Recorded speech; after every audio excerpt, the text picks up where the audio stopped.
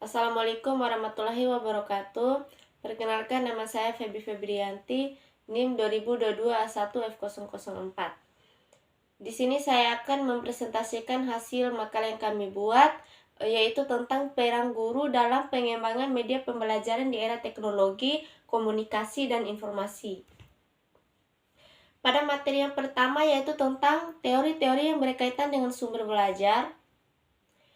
Teori-teori yang berkaitan dengan sumber belajar yaitu pelajaran diupayakan mencakup semua variabel pembelajaran yang dirasa turut memengaruhi belajar. Ada tiga variabel pembelajaran yang perlu dipertimbangkan dalam merancang pembelajaran. Yang pertama yaitu variabel kondisi, yang kedua variabel metode, dan yang ketiga yaitu hasil pembelajaran.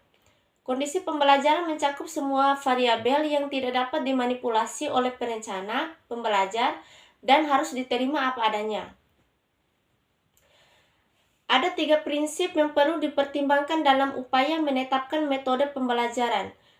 Prinsip yang pertama yaitu tidak ada metode pembelajaran yang unggul untuk semua tujuan dan semua kondisi.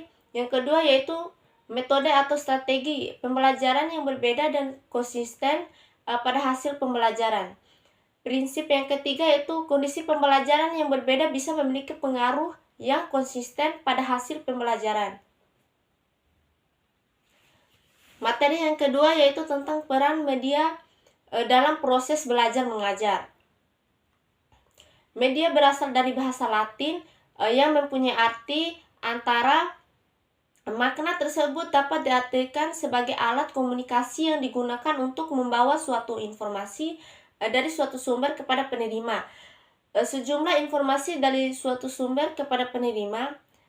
Pakar membuat batasan tentang media, di antaranya yang dikemukakan oleh Association of Education and Communication Technology atau AECT Amerika. Menurut AET, media adalah segala bentuk dan sakuran yang digunakan untuk menyalurkan pesan dan informasi. Menurut Hamalik, sebagaimana dikutip oleh Rusman dalam bukunya yang berjudul Pembelajaran Berbasis Teknologi Informasi dan Komunikasi, mengembangkan profesional guru fungsi media pembelajaran. Yang pertama yaitu untuk mewujudkan situasi pembelajaran yang efektif, untuk menyalurkan pesan dan informasi.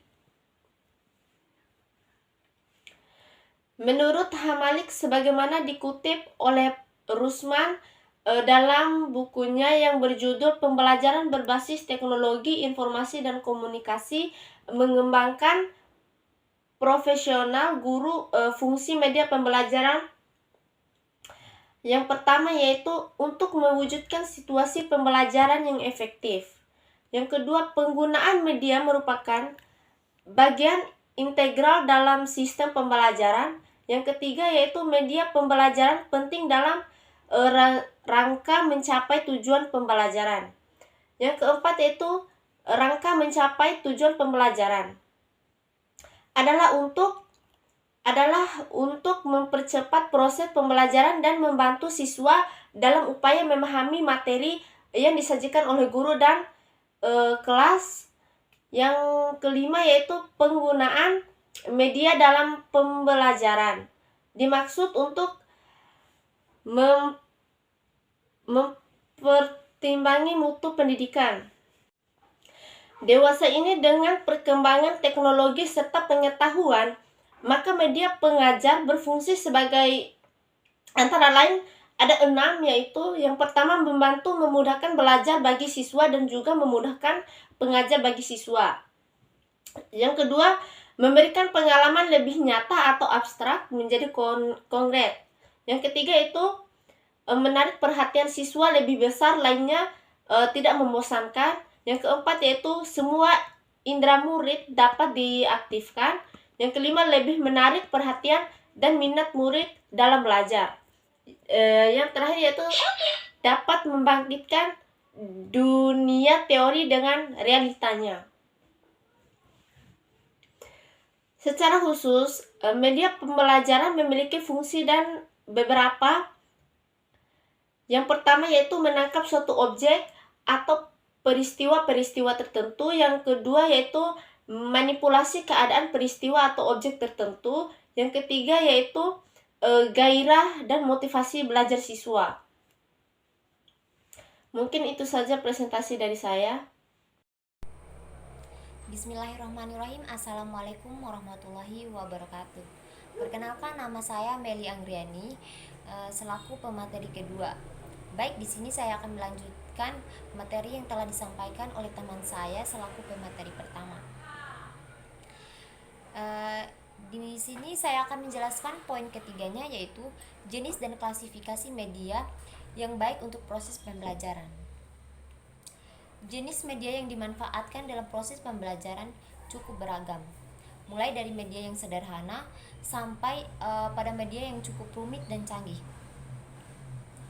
Salah satu klasifikasi yang dapat menjadi acuan dalam pemanfaatan media adalah klasifikasi yang dikemukakan oleh Edgar Dale, yang dikenal dengan kerucut pengalaman atau experience. Media yang tidak dapat diproyeksikan. Media ini sering disebut sebagai media pameran atau displayed media. Jenis media yang tergolong media yang tidak diproyeksikan yaitu yang pertama, realita, yang kedua, model, yang ketiga, bahan grafis atau graphic materials, dan yang keempat itu adalah papan display. Dimana yang pertama itu realita. Realita adalah benda nyata yang digunakan sebagai bahan ajar. Pemanfaatan media realita tidak harus selalu dihadirkan dalam ruang kelas, tetapi dapat digunakan sebagai sesuatu kegiatan observasi pada lingkungannya. Yang kedua yaitu model. Di sini model pemanfaatan media realita dalam proses pembelajaran merupakan cara yang cukup efektif karena dapat memberikan informasi yang lebih akurat. Walaupun tidak semua benda nyata dapat digunakan sebagai media realita karena keterbatasan penyediaannya, misalnya karena ukuran ataupun biayanya. Terus yang ketiga, bahan grafis. Media grafis yang juga digolongkan sebagai media visual non-proyeksi mudah digunakan karena tidak membutuhkan peralatan serta relatif murah. Umumnya, media yang termasuk dalam golongan ini hanya membutuhkan biaya yang relatif murah. Umumnya, media yang termasuk dalam golongan ini hanya membutuhkan biaya yang relatif rendah atau bahkan tidak memerlukan biaya sama sekali. Namun yang keempat yaitu papan display. Berbagai media yang tidak diproyeksikan seperti gambar, poster, chart, realita atau lainnya yang akan digunakan dalam proses pembelajaran kadangkala membutuhkan tempat untuk mendisplay atau memajang. Banyak pilihan yang dapat digunakan untuk mendisplay atau memajang media yang tidak diproyeksikan, yaitu papan tulis atau blackboards. Yang kedua whiteboards, yang ketiga copyboards, dan bulletin boards. Keempat jenis media display ini dapat digunakan sesuai dengan kebutuhan. Selanjutnya yaitu media yang dapat diproyeksikan.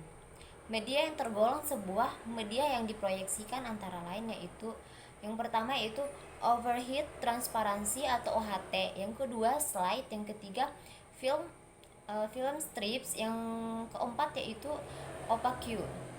Yang pertama OHT. OHT merupakan media yang paling sering digunakan. Tidak hanya karena populer, tapi juga relatif lebih mudah mempersiapkan materi ataupun pengoperasiannya. Selain dibutuhkan juga alat tulis khusus atau pena. Yang kedua itu slide.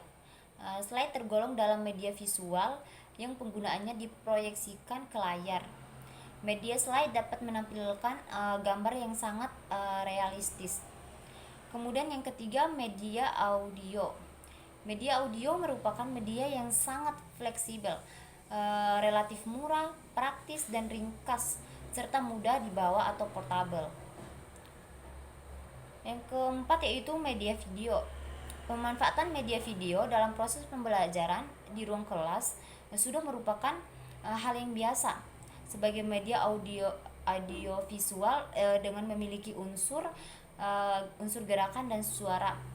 Video dapat digunakan sebagai alat bantu mengajar pada berbagai bidang studi. Terus yang kelima yaitu media berbasis komputer. Komputer dewasa ini tidak lagi merupakan konsumsi mereka yang bergerak dalam bidang bisnis atau dunia kerja, tetapi juga dimanfaatkan secara luas oleh dunia pendidikan. Kemudian internet dan email. Dengan teknologi yang berkembang pesat dewasa ini, pemanfaatan komputer dalam proses pembelajaran tidak hanya dapat digunakan secara stand-alone, tetapi dapat pula dimanfaatkan dalam suatu jaringan. Terus yang keenam yaitu multimedia kit. Multimedia kit dapat diartikan sebagai paket bahan ajar yang terdiri dari beberapa jenis media yang digunakan untuk menjelaskan sesuatu topik atau materi tertentu, yang dilengkapi dengan studi guide, lembar kerja, dan modul. Sekian dan terima kasih. Wassalamualaikum warahmatullahi wabarakatuh.